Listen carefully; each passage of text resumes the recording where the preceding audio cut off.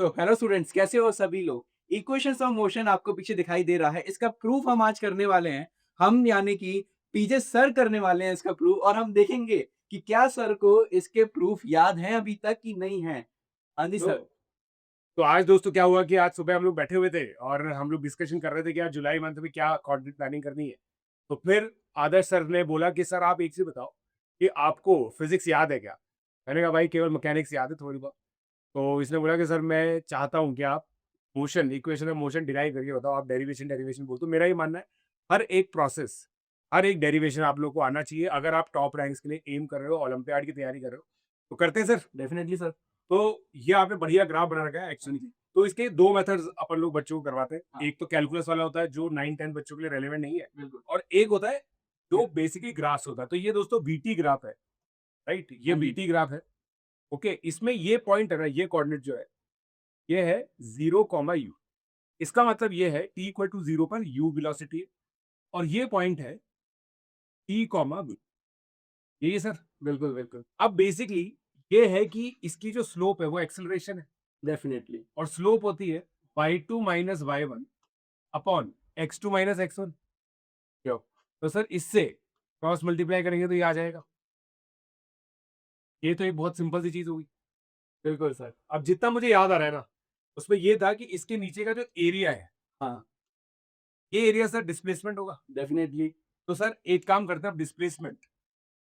अब ये क्या है सर, मैथमेटिक्स में ट्रेपेजियम है, राइट? हाँ, ये एक पैरेलल साइड होगी, दूसरी पैरेलल साइड होगी, half sum of parallel sides into into height, into height हो, मतलब ये वाली हाइट होगी। टाइम हमारा। ठीक है।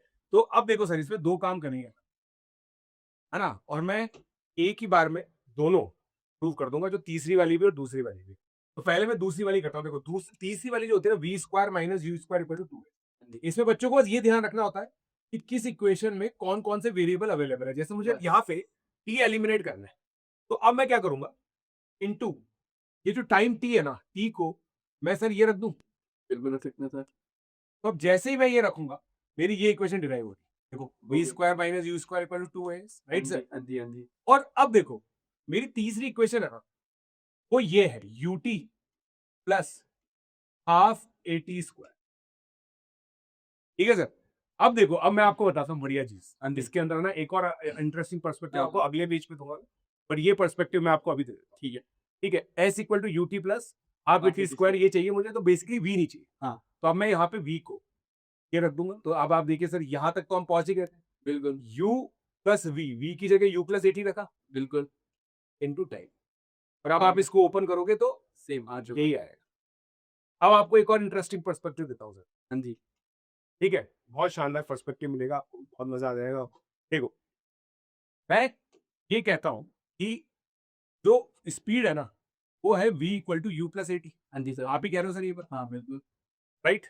पक्का? पक्का, पक्का। इसमें कोई वो आपको डाउट नहीं है, नहीं, नहीं, कोई डाउट नहीं है। राइट? पक्का ना? तो अब देखो बेसिकली कुछ क्या तो होता है, टेस्ट है। हम इसके अंदर कॉन्सेप्ट लगाएंगे एपी का। हाँ। तो आप ये सोचो कि ये एपी की nth टर्म है। हुँ, अब मैं इसको ना बच्चों को समझाने के लिए ऐसे लिखता हूँ, q plus a n. A n. हाँ, अब इसका कॉमन डिफरेंस क्या है? Sir a. Common a. Common difference n का कोफिशिएंट होता हाँ जी। है। अब देख रहा बेसिकली क्या है, t इक्वल टू 1 पे, t इक्वल टू 2 हुँ, पे, मतलब 0 से 1 में जितना डिस्प्लेसमेंट चला, 1 से 2 में जितना चला, उतना ही। 2 से 3 में चला, उन सबको सम कर रहा हूँ। ठीक है। अब आप देखिए उसमें क्या होता है, जब हम यहाँ से सम को लिखते हैं ना, एस एन को, अगर मान हाँ लीजिए जी, ये है, तो बेसिकली वो ऐसा कुछ आता है A N square plus B है।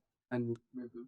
और इसके अंदर जो कॉमन डिफरेंस होता है ना, वो 2 टाइम्स ए होता है। तो अगर मैं इससे रिलेट करूं इसको, तो यहाँ पे मेरा कॉमन डिफरेंस ए है। बिल्कुल। तो अब मुझे एन स्क्वायर का कोफिशिएंट क्या चाहिए, जिससे मतलब इसका आधा होता है। हाँ, बेसिकली अगर मैं आपको बताऊं, अगर मेरी डी एन ये है ना, क्यू प्लस ए, तो मेरा जो एस एन है ना, उसका सिंपल फॉर्मूला होता है इसका तो 2 कर दो। ठीक है, राइट? अब आप सोच करके देखो, आपका ए टी स्क्वायर बाय 2 की टर्म बन गई। बन गई। You t plus half A T square में जो ए टी स्क्वायर की जो टर्म है, वो बन चुकी है। बन चुकी वो। ठीक है। और मतलब फिर उसके बाद क्या है ना, इसमें बस इसके आगे एन लगाने का है, मतलब वो, या फिर जिसको बिल्कुल। सीक्वेंशियल सीरीज आती है उसको पता होगा ये कैसे होगा। तो सीक्वेंशियल सीरीज से भी कोई बच्चे इसको सोच सकते हैं, और बस अब आप एन की जगह टी रख दो। बिल्कुल सर, जो हमारा क्वेश्चन आता है इसमें कि calculate the displacement in this second, तो उस टाइम पे भी हमें एपी का यूज़ करना ही पड़ जाता है उसमें। एपी का यूज़ करना ही पड़ता है बिल्कुल। एग्ज़ैक्टली। तो बेसिकली ये कुछ तरीके सर जो मुझे याद है, मैं जानता हूँ। और सर यहाँ पे भी मेन बच्चों को दिक्कत परेशानी इस बात की आती है, कौन से ग्राफ में कौन सा स्लोप और जो एरिया वाला पार्ट है, वो क्या बताए। बच्चे इसको याद करते हैं और आपको बहुत खुशी होगी ये बात जान के कि हमारे जो एनएससीजीएस के स्टूडेंट्स हैं, उनको मैंने ग्राफ काइनेमेटिक्स इस तरीके से बताया, ऐसा जी का कोई क्वेश्चन नहीं है जो वो ना कर पाए। बहुत बढ़िया, और बहुत हमने बढ़िया। तो यहाँ भी पे कैसे करें। बहुत बढ़िया फाउंडेशन बना रहे हैं आदर्श सर आपकी, और आई होप आप लोग बहुत अच्छे से लर्निंग कर रहे हैं। मेरी भी लर्निंग काफ़ी ज़्यादा होती है इन लोगों के साथ, बिल्कुल यंग लोग हैं। यंग लोगों के साथ आप लोग को एनर्जी मिल रही है, मुझे भी बहुत अच्छा लग रहा है। ओलंपियाड कॉर्नर फाइनली एक कंप्लीट चैनल बन चुका है। हमेशा से इसमें आईयूक्यूएम की बात होती थी, अब एनएससी जेएस की भी इक्वली बात होने लगी है। ठीक है? तो thank you sir. Thank you sir. चलिए, लेट्स क्रैक इट।